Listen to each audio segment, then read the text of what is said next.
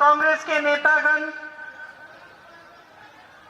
कार्यकर्ता भाई बहन, मेरी बहनें जो यहाँ बैठी हैं, मेरे भाई जो यहाँ मेरे लिए इंतजार कर रहे हैं, आप सबको इस मीटिंग में आने के लिए बहुत बहुत धन्यवाद और आपका बहुत बहुत स्वागत। देखिए, चुनाव चल रहे हैं, ये राजधानी है देश की, केंद्र है देश का, दुनिया के सबसे बड़े शहरों में से गिना जाता है। हर प्रदेश से पलायन करके यहां लोग आते हैं। मैं आज देख रही थी, अपने घर में 4 लोग काम करते हैं, एक इटावा के हैं, एक मध्य प्रदेश के हैं, एक गढ़वाली हैं, एक तमिलनाडु की हैं। तो मेरे ही एक घर में 4 जने हैं जो दूर से पलायन करके यहाँ दिल्ली आए हैं, इस आशा को लेकर, इस उम्मीद को लेकर कि उनका भविष्य बनेगा। और उसी तरह से लाखों लोग यहाँ आए अलग अलग शहरों से, ये उम्मीद लेकर कि यहाँ हमें रोजगार मिलेगा, हमें मौका मिलेगा कि हम अपनी जिंदगी को मजबूत बनाएं। और जो यहाँ के सदियों से जो यहाँ के परिवार हैं, जो दिल्ली वाले हैं, जो दिल्ली में रह रहे हैं, उन्होंने दिल्ली का इतिहास देखा, ये देखा कि सदियों से ये देश का केंद्र रहा है, देश की राजधानी रही है। तो आपने इस देश के लिए एक तरह से एक मिसाल बने आप, ये शहर एक मिसाल बना। यहां कई सरकारें आई, कई सरकारें गई, आप संघर्ष करते रहे। चाहे शहर हो, गांव हो, प्रदेश हो, देश हो, उसको मजबूत रखने वाला उसकी जनता होती है, उसको बनाने वाले उसके मजदूर, उसके किसान, उसकी गरीब जनता होती है। और हमारा देश तो बड़ा ही ऐसे था। हमारा जो स्वतंत्रता संग्राम था, वो आपके परिवार के बुजुर्गों ने उसमें शामिल होकर इस देश को स्वतंत्र किया। शायद आपको भी एहसास नहीं होगा कि ये देश एक किसानों का देश है, ये देश किसानों ने बनाया है, इस देश की जनता ने बनाया है। आज भी इस देश की सुरक्षा कौन करता है? किसान के बेटे करते हैं। तो ये देश आपका है। सबसे पहली बात तो आप ये समझिए, बनाया आप ही ने है, आपके बुजुर्गों ने बनाया है। और ये देश आगे भी अगर मजबूत रहेगा तो आप ही के हाथों को मजबूत करके ही ये देश मजबूत रहेगा और शक्तिमान रहेगा। अगर आपको नकारा जाएगा, इस देश की जनता को दुर्बल बनाया जाएगा, तो ये देश कभी आगे नहीं बढ़ सकता, कभी मजबूत नहीं बन सकता। देखिए, मैंने चुनाव की बात की, अब सब आते हैं आपके सामने, चुनाव के समय प्रचार करते हैं। भाजपा के नेता, आम आदमी पार्टी के नेता, सबकी बातें आप सुनते हैं, सब अपनी बात आपको बताते हैं। मैं आपसे पूछना चाहती हूं, आपकी बात कौन कर रहा है? जो आपकी बात है, जो आपके जीवन का संघर्ष है, वो कोई समझ रहा है, कोई पहचान रहा है? आप मेहनत करते हैं, मजदूरी करते हैं, दिन रात काम करते हैं। मैं जानती हूं, मैं भी इस शहर में पूरी उम्र रही हूं, खूब घूमी हूं। यहाँ सीमापुरी में भी मैं काम करती थी, एक आश्रम था यहाँ लेप्रेसी कॉलोनी के पास, कुछ समय के लिए मैंने वहां भी काम किया। और मैंने देखा वहां लाइन लगाते थे लेप्रेसी कॉलोनी के लोग दवा के लिए। वहां एक डिस्पेंसरी होती थी, मुफ्त में दवा देते थे।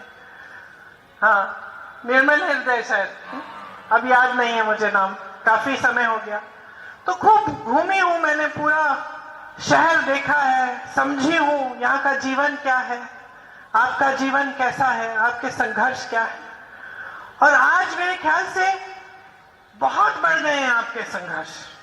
आप दिन रात मेहनत करते हो, चाहे आप अपनी छोटी दुकान संभालते हो, या छोटा बिजनेस करते हो, या मजदूरी करते हो, या ओला, उबर या डिलीवरी में काम करते हो, या फिर किसी के घर में काम करते हो।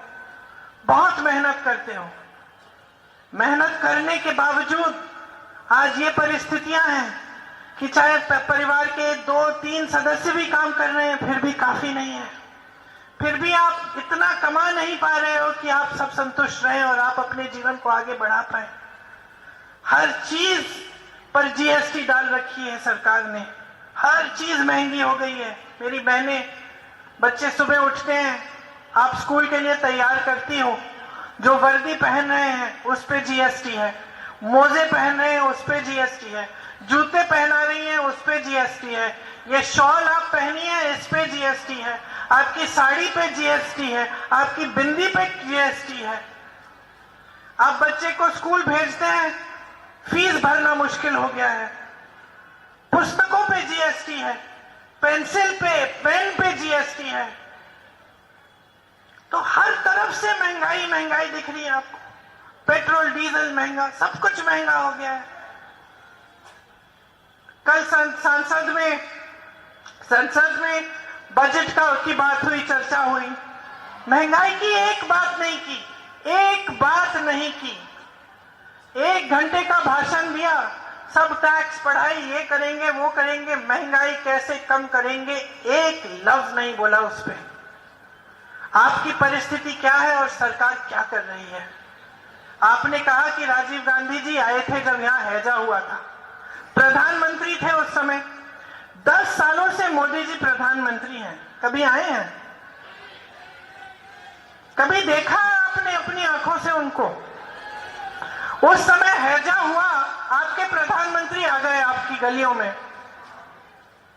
देखिए, ये कोई खास बात नहीं है। मेरे पिताजी हैं, अच्छा लगता है सुनकर कि आए, लेकिन खास बात नहीं है, गलतफहमी में मत रहो। प्रधानमंत्री का फर्ज है कि वो आए। वही प्रधानमंत्री राजीव गांधी, मेरे पिता, मैंने देखा गांव में जाते थे, डांट खाते थे महिलाओं से कि हमारी सड़क नहीं बनाई है आपने, बना दो 6 महीने में, हमने आपको 2 बार कह दिया है। डांट खाते थे, चुप रहते थे। मैं बच्ची थी, मैं सोचती थी कि अरे पिताजी को डांट रही है ये, तो मैं पूछा एक बार कि आप तो डांट खा रहे हैं, तो कहा हाँ, क्योंकि मैं तो इन्हीं की सेवा करता हूं, ये तो मेरा कर्तव्य है, ये सड़क बननी चाहिए। और मुझे समझाया, और पिताजी ने मुझे समझाया कि बेटी समझ लो कि ये देश लोकतंत्र है, यहाँ पे जनता सर्वोपरि होती है। हमारा काम है, हमारा कर्तव्य है, हमारा फर्ज है कि हम जनता के लिए काम करें। अगर हम काम नहीं करेंगे तो अगर जनता हमें डांटेगी तो ये सबसे अच्छी बात है। इसका मतलब है कि जनता जागरूक है, इसका मतलब है कि जनता समझ रही है कि उसका हक क्या है, उसका अधिकार है। आज डांट के देखो मोदी जी को, जेल में डाल देंगे।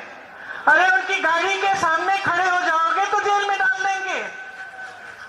मैंने तो देखा है ना, यूपी में कुछ महिलाएं थी, शिक्षा मित्र थी, वो पढ़ाती थी बच्चों को, वेतन कम हो गया, वेतन के लिए वो प्रदर्शन कर रही थी, उनको पीटा, उनके हाथ तोड़े, उनकी टांगें तोड़ी, उन पे केस लगा दिए, देशद्रोही वाले केस, रासू का कानून वाले केस कि तुम देशद्रोही हो, क्यों? अपना हक मांग रही हो इसलिए। आज का ये जमाना है, लेकिन ये इस देश की फितरत नहीं है, मत भूलिए। ये देश कोई साधारण देश नहीं है। मैंने स्वतंत्रता संग्राम की बात की, कैसे हासिल हुई स्वतंत्रता हमें। सबसे बड़ा आंदोलन था इस दुनिया में और सबसे अनोखा आंदोलन था सत्याग्रह, मतलब सत्य पर आधारित आंदोलन था, समानता पर आधारित आंदोलन था, हिंसा नहीं थी इसमें हर देशवासी ने अपनी भूमिका जताई, सब शामिल हुए, हिंदू, मुसलमान, सिख, ईसाई, किसी भी जाति के हो, महिला हो, पुरुष हो, सब शामिल हुए, सब ने ये स्वतंत्रता हासिल की। उस समय ये मोदी जी की विचारधारा के लोग कहां थे? सब अंग्रेजों की खुशामद कर रहे थे। कोई चिट्ठी लिख रहा था जेल से, हमें छुड़वा दीजिए, हम आपकी जो आप कहेंगे हम करेंगे, आपके गुलाम हैं। कोई सहायता कर रहा था अंग्रेजों की, लड़ नहीं रहे थे आपकी आजादी के लिए, इसलिए ये समझ नहीं पाए हुए हैं ये इस देश की फितरत समझ नहीं पा रहे हैं, ये इस देश की जनता को नकारे जा रहे हैं। लेकिन जिस दिन इस देश की जनता जाग जाएगी, जिस दिन समझ जाएगी कि उसके साथ कितना विश्वासघात हो रहा है, ये नहीं टिक पाएंगे। तो मैं यहां खड़ी किस लिए हूं? आपको समझाने के लिए, आपको जागरूक करने के लिए, आपको बताने के लिए कि ये जो संविधान है, हम संविधान संविधान संविधान क्यों कहते हैं। ये रही किताब, सिर्फ किताब नहीं है, ये रक्षा कवच है आपका। इसमें आपके अधिकार हैं, इसमें आपका सम्मान है। इसने अधिकार दिया है आपको वोट का। आपको, मोदी जी को, मुझको, इन सब नेताओं को समान अधिकार दिया है। आपका वोट, हमारा वोट समान है। इसका मतलब है कि ये लोकतंत्र है कि आप और हम एक जैसे हैं, समान हैं।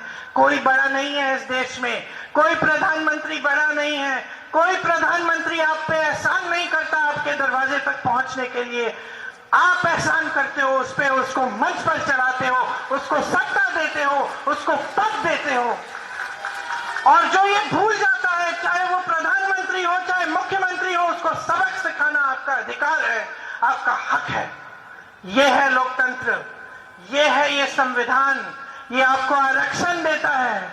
अगर आप कमजोर है, ये आपकी सहायता करता है, ये आपको शिक्षा का अधिकार देता है, ये आपको मजबूत बनाता है। इसको कभी मत भूलिए, इसकी रक्षा आपके हाथों में है। इसीलिए हम बार बार कहते हैं, इस संविधान को सुरक्षित रखो। ये संविधान आपको सुरक्षित रखेगा। लेकिन आज परिस्थितियां ये हैं कि आप सुरक्षित नहीं हैं। ये मेरी बहनें जो जॉब के लिए जाती हैं, घर से बाहर जाती हैं, शाम को घर आने के लिए डरती हैं, घबराती हैं। अपराध बढ़ गए हैं, बेरोजगारी बढ़ गई है। मेहनत कितनी भी करो, काफी क्यों नहीं हो रहा है।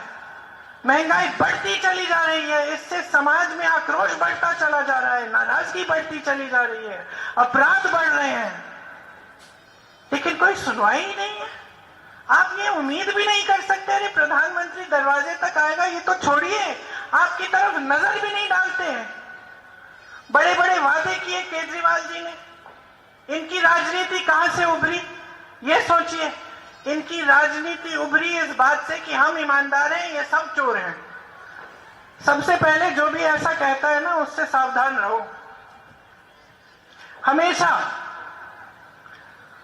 देखो क्या हुआ, ईमानदारी के आधार पर आए, उभरे, सबको बोला कि हम ईमानदार हैं। फिर क्या हुआ, शराब का घोटाला हुआ, सबको समझ में आ गई बातें। मोदी जी ने क्या कहा, हम ईमानदार हैं, ये कांग्रेस वाले सब चोर हैं। वाह वाह वाह, बड़ी ईमानदारी दिखाई है इन्होंने 10 सालों में। देश की सारी संपत्ति अडानी और अंबानी को पकड़ा दी। आज आपकी बिजली की बिल महंगी आती है कि नहीं आती है? बिजली की बिल महंगी क्यों हो रही है? क्योंकि सारी बिजली इस देश के अडानी जी के हाथों में है। उनको मुफ्त जमीन, हवाई अड्डे, देश के कोयले के खदान, पेट्रोलियम, सब कुछ इन दोनों लोगों को पकड़ा दिया है। जहां से आपको रोजगार मिलता था, जहां से स्थायी नौकरी मिलती थी, पेंशन मिलता था पुराना, सब खत्म कर दिया, सब इनको पकड़ा दिया।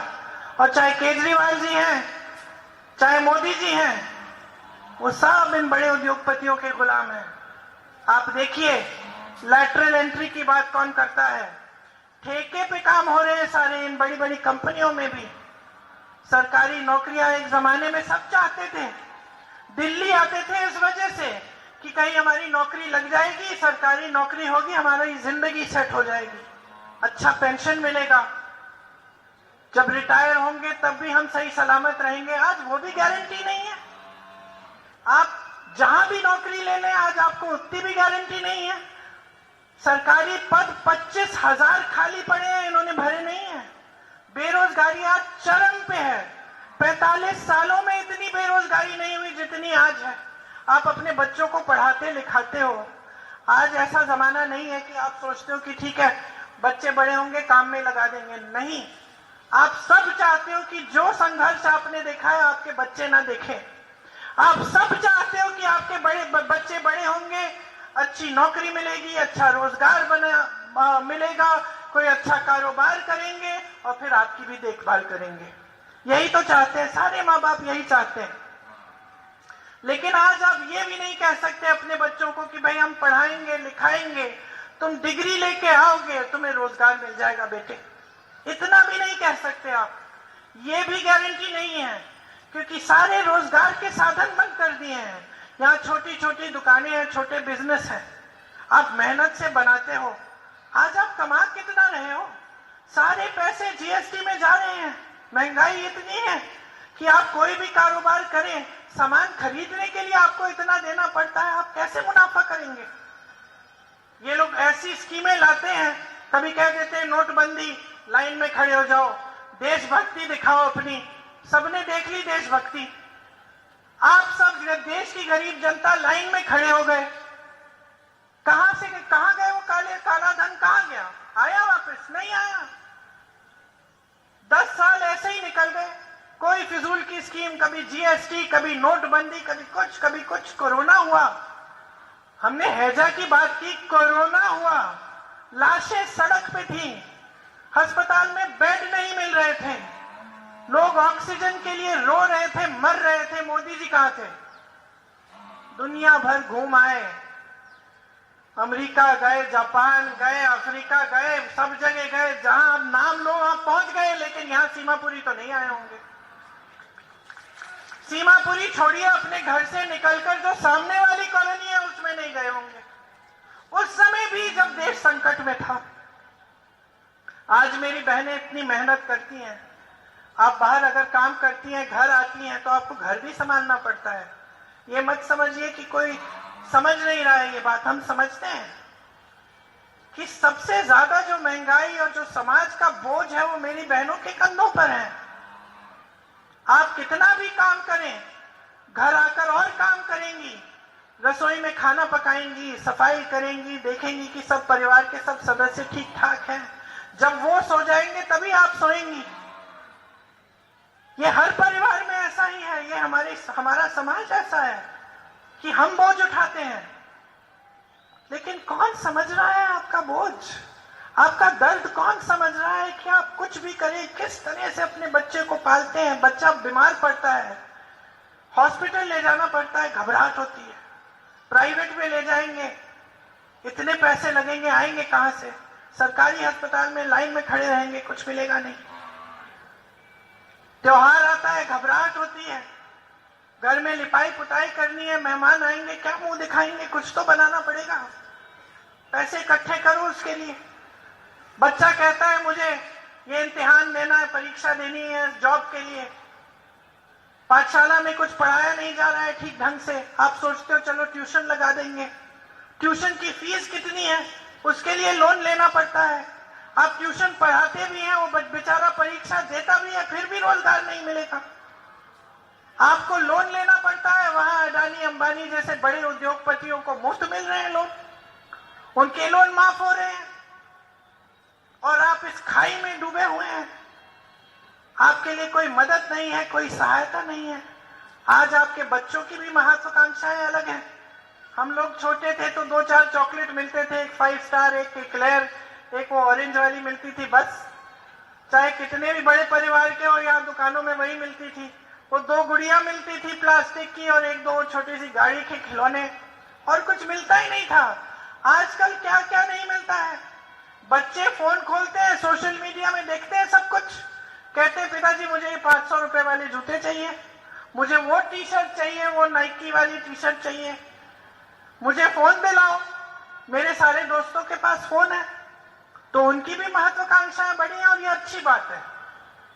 अच्छी बात है, क्योंकि तभी थोड़ा मेहनत करने की कोशिश करेंगे, आगे बढ़ेंगे।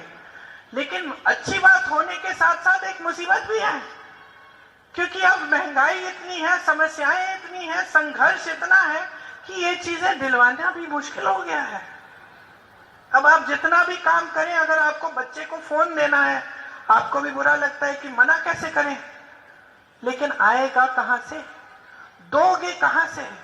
जब कमा ही नहीं पा रहे हो, जब कहीं रोजगार नहीं है, कहीं आशा नहीं है, कहीं उम्मीद नहीं है, और इस बीच चुनाव में आपके सामने आम आदमी पार्टी के नेता आते हैं, मोदी जी आते हैं और कैसी कैसी बातें करते हैं।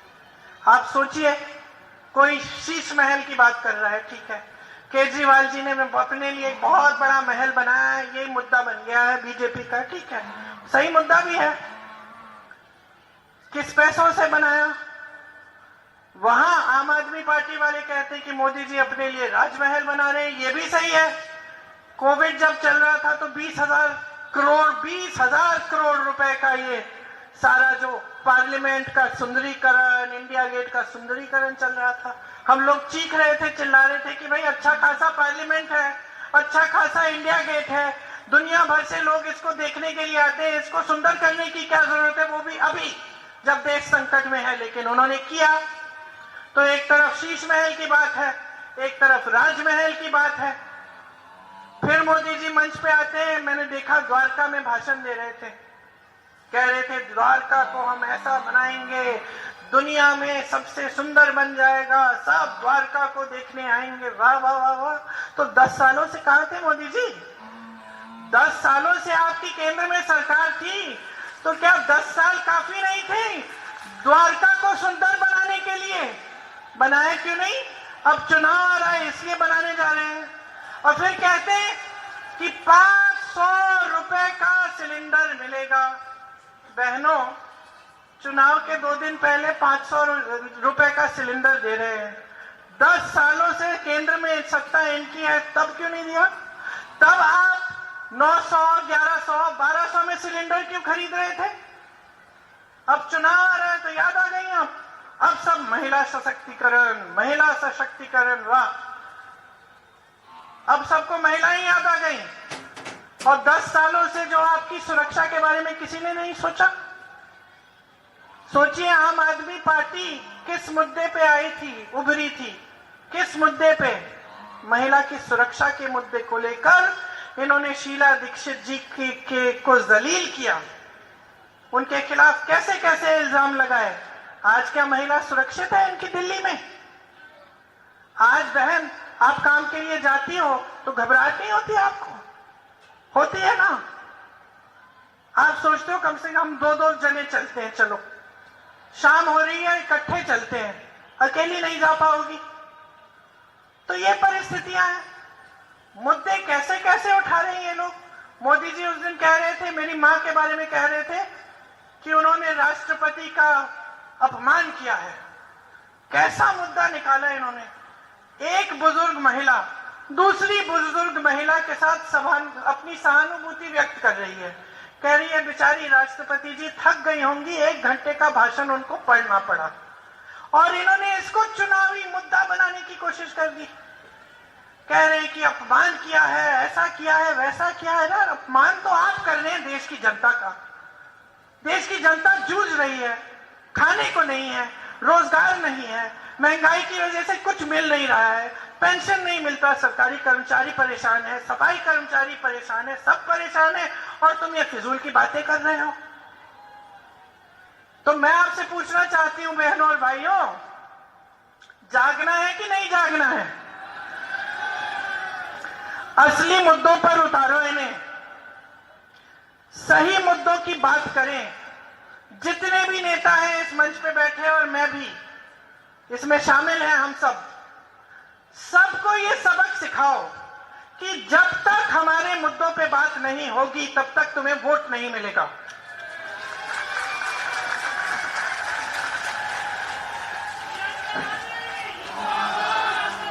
और जागरूक बनो, जागरूक बनो, हल्के में मत लो ये बातें। यहां आए हो, बैठे हो, मेरी बातों को सुन रहे हो, तो जागरूक बनो, समझो कि इनकी राजनीति क्या है, क्या हो रहा है आज इस देश में। मैंने अडानी जी, अंबानी जी की बात की, इससे आपका क्या असर, आप पे क्या असर हो रहा है, समझ रहे हैं आप? जब देश की संपत्ति सारी 2-3 बड़े बड़े उद्योगपतियों को दी जा रही है, तो किसकी संपत्ति है? मोदी जी की है? केजरीवाल जी की है? किसकी है? आपकी संपत्ति है, आपकी संपत्ति है। कैसे? जो स्कीम्स बनती हैं आपके लिए, जो आपके लिए सरकार करती है। इंदिरा जी ने अगर ये घर बनवाए, किन पैसों से बनवाए? अपनी जेब से तो नहीं निकाले उन्होंने पैसे।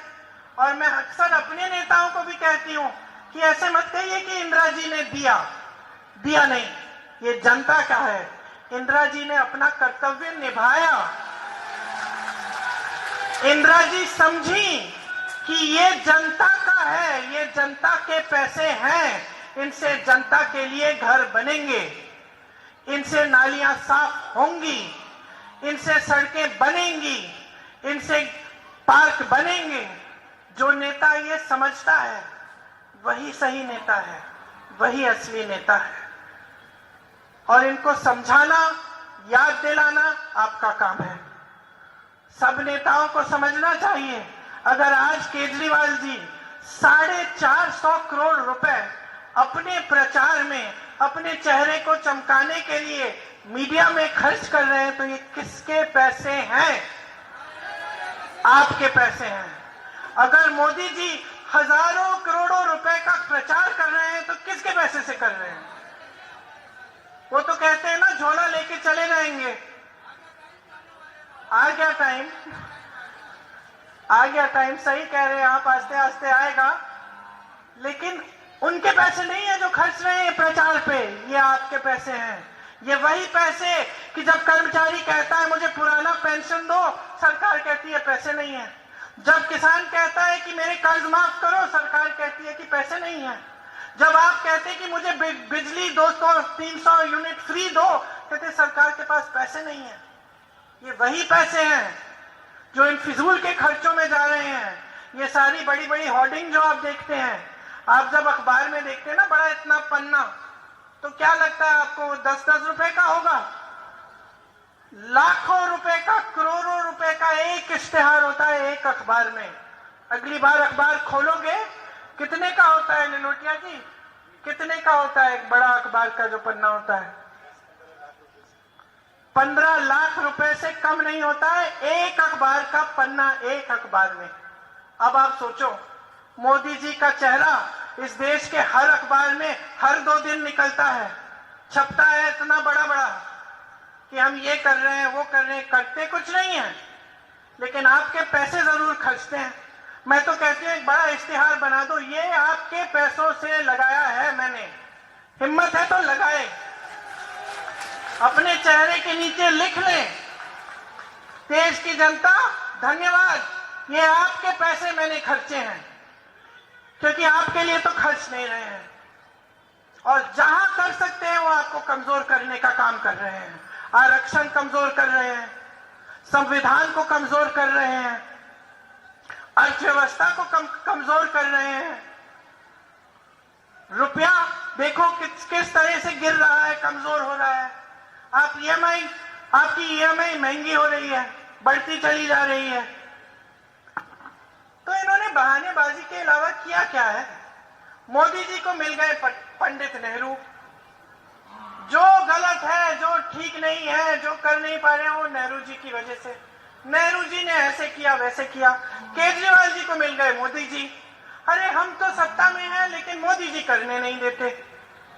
तो इन दोनों को बहाना मिल गया है अच्छा, और है एक समान, दोनों एक जैसे हैं। चेहरा चमकाना, ईमानदारी की रट लगानी, काम कुछ नहीं करना, देश की जो संपत्ति है वो बड़े बड़े उद्योगपतियों को देकर और उन पर अपने प्रचार पे खर्च करना। फर्क क्या है इन दोनों में? आप देखिए, यहां जब शीला जी की सरकार थी तो कितना काम किया, यहाँ की सड़कें बनाई, फ्लाईओवर बनाए, सिग्नेचर ब्रिज बनाया, बसों में सीएनजी डाली। आज कितना प्रदूषण है, आज बच्चे तमाम नेबुलाइजर ले रहे हैं, सांस नहीं ले पा रहे हैं, स्कूल बंद हो जाते हैं। हमारे जमाने में स्कूल जब बंद होता था तो छुट्टी मनाते थे। अब तो प्रदूषण की वजह से हर जैसे ही सर्दियां आती है स्कूल बंद। प्रदूषण इतना बढ़ गया है, सांस कोई नहीं ले पा रहा है। शीला जी ने सीएनजी की बसें लगवाई, अंडरपास बनवाए, ये जितने बड़े मॉल देख रहे हैं इनकी नींव उन्होंने डलवाई, बिजनेस के कॉम्प्लेक्स बनवाए। नया सचिवालय बनाया, नए सरकारी आवास दिलवाए, मजबूत इंफ्रास्ट्रक्चर बनाया, सुअर की सफाई कराई, पानी दिलवाया, कॉलोनियों का नियमितीकरण किया, देश का सर्वश्रेष्ठ मेट्रो दिल्ली में बनाया, नींव डाली। आज मोदी जी और केजरीवाल जी उसमें बैठ के मजा ले रहे हैं और मोदी जी कह रहे हैं कि मैंने बनाई किसने थी? शीला दीक्षित जी ने। तो कांग्रेस की सरकार जब थी तो आप परिवर्तन देख रहे थे, आप विकास आपको दिख रहा था, आपका जीवन बदल रहा था। उसके बाद इनकी सरकारें आई, केंद्र में मोदी जी, प्रदेश में केजरीवाल जी। आपने क्या देखा? सिर्फ दुख, संकट, संघर्ष देखा। जहां जहां आज भी कांग्रेस की सरकारें हैं, अच्छा काम हो रहा है। मेरे कहने पे मत जाइए, आप पता करिए कर्नाटक में क्या हो रहा है। राजस्थान में जब हमारी सरकार थी तो कैसी सरकार चली, क्या क्या हुआ, थोड़ा बहुत मैं बता देती हूं। आज हिमाचल में 1500 रुपए हर महीने महिलाओं को मिल रहे हैं, कर्नाटक में 2000 रुपए मिल रहे हैं, झारखंड में 2500 रुपए मिल रहे हैं। आम आदमी पार्टी ने कहा था पंजाब में देंगे, आज तक नहीं दिए। कर्नाटक, तेलंगाना और झारखंड में 200 यूनिट बिजली आज के दिन फ्री में मिल रही है। महिलाओं की बस यात्रा पूरे प्रदेश में मुफ्त में हो रही है। कर्नाटक में, राजस्थान में, मध्य प्रदेश में, छत्तीसगढ़ में, तेलंगाना में, जहां जहां हमारी सरकार आई थी और जहां जहां है वहां किसानों का कर्ज माफ किया। तेलंगाना में 10 लाख रुपए तक मुफ्त इलाज हो रहा है। हिमाचल प्रदेश में कैंसर के मरीजों के लिए मुफ्त इलाज होता है। जो बुजुर्ग होते हैं उनके घर में इलाज हो रहा है, सरकार करा रही है। राजस्थान में 25 लाख तक का इलाज मुफ्त में हो रहा था। मैं मिली हूं ऐसे लोगों से जिनका हार्ट, जिनकी कैंसर का सारा ट्रीटमेंट मुफ्त में हुआ। मुझे खुशी हुई, मुझे गर्व हुआ कि हमारी सरकारें इतना अच्छा काम कर रही हैं, समझ गई हैं कि उनका कर्तव्य क्या है।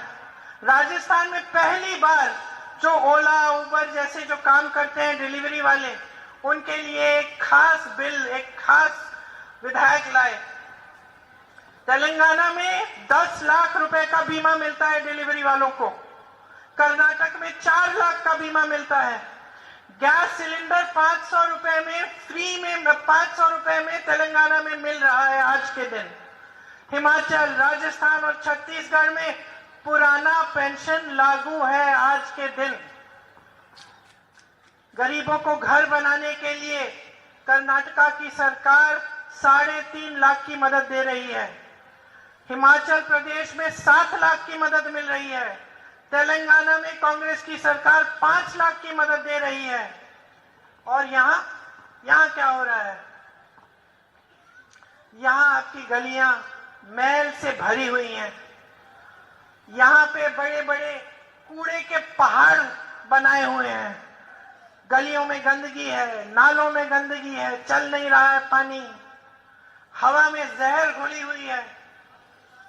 ट्रैफिक इतना है कि यहां से वहां जाना मुश्किल है, कहीं गाड़ी लग जाएगी। लोग नाराज हैं, परेशान हैं, लड़ाई करेंगे, लड़ पड़ेंगे आपसे। हर तरफ संकट है। बाहरी दिल्ली की तो ये हालत बना दी है कि कोई पूछता ही नहीं है कि क्या हो रहा है, कोई विकास का काम नहीं हो रहा है। और एक खेल चल रहा है इन नेताओं के बीच में, मोदी जी और केजरीवाल के बीच में। मैं अच्छा, तू बुरा, मैं ईमानदार, तू चोर। और इसी खेल में आपका ध्यान भटकाना चाहते हैं। आपकी जो बातें हैं, आपकी जो जरूरतें हैं, आपकी जो परेशानियां हैं, आपकी जो समस्याएं हैं, उनके बारे में कोई बात नहीं कर रहा है। कांग्रेस पार्टी आपको गारंटी दे रही है। किस आधार पर दे रही है? कि हम अलग अलग प्रदेशों में जहां हमारी सरकार है, हम उसको करके दिखा रहे हैं। आप खुद जानकारी लीजिए। प्यारी दीदी योजना यहाँ पे हम देना चाहते हैं आपको। महिलाओं को हर महीने 2500 रुपए देंगे। जीवन रक्षा योजना 25 लाख तक मुफ्त इलाज होगा, जैसे राजस्थान में कराया था। युवा उड़ान योजना, जिसमें युवाओं के लिए एक अप्रेंटिसशिप की स्कीम आएगी, 1 साल के लिए आप अपने हुनर को बनाएंगे, आपको सिखाया जाएगा, आपको जॉब में लगाया जाएगा, आपके लिए 8,500 रुपए प्रति माह आपको मिलेंगे। 1 साल के बाद आपका हुनर बनेगा, आप काबिल बन जाएंगे कि आप अपना कारोबार शुरू करें, अपना कोई बिजनेस करें, अपनी कोई कहीं पे नौकरी लग जाएगी आपकी। 300 यूनिट बिजली मुफ्त में मिलेगी।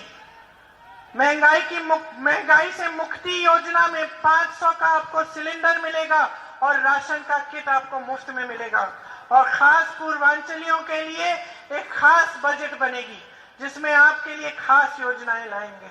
तो ये सब हम करना चाहते हैं और हम अन्य प्रदेशों में करके दिखा रहे हैं। मैं सिर्फ आपको जागरूक करने के लिए आई हूं। यहां आपने नाम लिया संतोष कोहली जी का, आज हम उनको श्रद्धांजलि दे रहे हैं। एक युवा महिला थी, संघर्ष किया, लड़ी, आपके लिए लड़ी। इसी तरह से आप इनसे सीखो और अपने लिए लड़ना सीखो।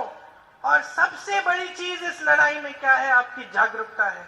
इस लोकतंत्र को क्या बचाएगा? आपकी जागरूकता बचाएगी।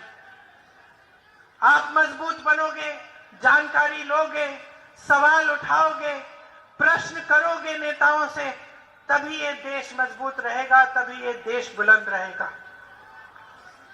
तो मैं आपसे आग्रह करने आई हूं कि 5 तारीख को चुनाव है, सबकी जानकारी लो, जागरूक बनो और ऐसे अपना वोट दो जिससे आपकी ही भलाई हो। लिलोटिया जी आपके लिए काम करेंगे, आपकी समस्याओं को समझते हैं, अपने कर्तव्य को समझते हैं, अपनी जिम्मेदारी को समझते हैं। इनके हाथ मजबूत करिए, भारी से भारी बहुमत से इनको जिताइए, कांग्रेस की सरकार दोबारा दिल्ली में लाइए ताकि आपका भविष्य बदले, आपकी दिल्ली बदले। इस दिल्ली को जिस पर हम सबको गर्व है, इस दिल्ली को आप बचाइए इन लोगों से, इस गलत राजनीति से।